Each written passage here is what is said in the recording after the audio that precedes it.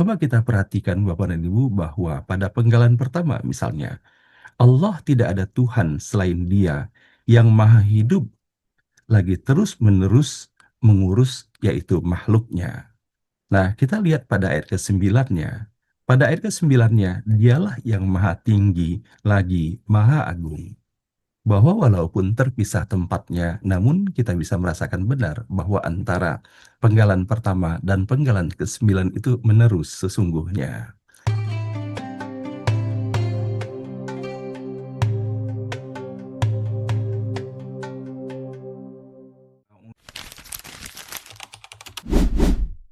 Maka di dalam metodologi ataupun di dalam cara Allah mengantarkan kepada kita semuanya, kalau misalnya kita perhatikan benar, sama seperti halnya apa yang kita dapati di dalam Ayatul Kursi. Nah, saya ingin mengajak Bapak dan Ibu untuk memperhatikan bahwa bagaimana ketika kita membaca ayat Kursi selama ini. Bahwa boleh jadi kita membaca ayat Kursi dan kita sudah hafal semuanya. Tetapi ingatkah kita bahwa sesungguhnya betapa indahnya Allah menghadirkan ayat Kursi itu sendiri.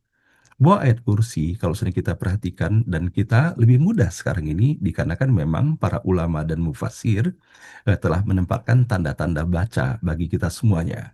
Nah, di dalam ayatul kursi itu terdapat 9 penggalan kalau sudah kita perhatikan.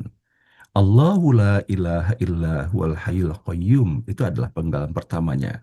La ta'khuduhu sinatu wa la naum. Kedua, lahu ma fis samawati wa ma fil ard. Yang ketiga, man dzalladzi yashfa'u indahu illa biiznih. Yang keempat, ya'lamu ma baina aydihim wa ma khalfahum. Yang kelima, wala yuhituna bi syai'im min ilmihi illa bima sya'. Yang keenam, wasi'a kursiyus samawati wal arda. Yang ketujuh, wala ya'uduhu hifdhuhuma. Yang kedelapan, wa huwal aliyyul azim.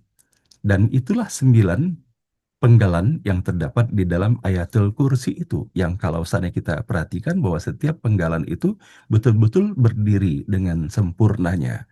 Namun dalam kesempurnaan setiap penggalan itu sendiri, kalau saya kita memperhatikan dari apa yang telah diajarkan oleh para ulama, para mufasir dan guru-guru kita, betapa indahnya sesungguhnya pembagian daripada penggalan-penggalan ini. Dan bahkan memiliki pertautan yang sangat serasi antara satu dengan yang lainnya. Coba kita perhatikan Bapak dan Ibu bahwa pada penggalan pertama misalnya, Allah tidak ada Tuhan selain Dia yang maha hidup lagi terus-menerus mengurus yaitu makhluknya. Nah, kita lihat pada ayat ke-9-nya. Pada ayat ke-9-nya, Dialah yang maha tinggi lagi maha agung. Bahwa walaupun terpisah tempatnya, namun kita bisa merasakan benar bahwa antara penggalan pertama dan penggalan ke-9 itu menerus sesungguhnya. Begitu pula dengan apa yang terdapat pada bagian keduanya, la ta'khuduhu sinatu wala naum. Bahwa Allah, Dia tidak akan pernah dilanda oleh kantuk dan apalagi tidur.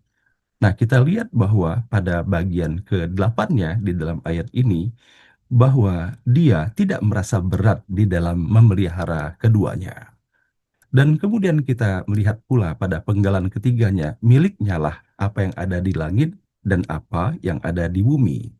Nah, maka pada ketujuh, kursinya yaitu tentang kekuasaan, kebesaran, dan ilmu Allah itu meliputi langit dan bumi.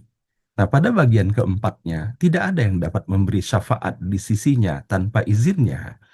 Sementara pada bagian keenamnya, mereka tidak mengetahui sesuatu apapun dari ilmunya, kecuali apa yang Dia kehendaki. Dan pada bagian kelima yang di tengah daripada 9 potongan ayat Kursi ini, Allah menyampaikan Dia mengetahui apa yang ada di hadapan mereka dan apa yang ada di belakang mereka. Nah, sehingga hal ini, Bapak dan Ibu, insya Allah semakin memperkuat keyakinan kita bahwa betapa sesungguhnya ayat-ayat ini betul-betul terpilih disajikan untuk kita semuanya. Tidak saja bernas pesan yang terkandung di dalamnya, namun betapa Allah memberikan pertautan yang begitu kuatnya antara satu dengan yang lainnya. Nah, tentunya hal ini tidak akan kita dapatkan kecuali kita betul-betul memperhatikannya secara seksama.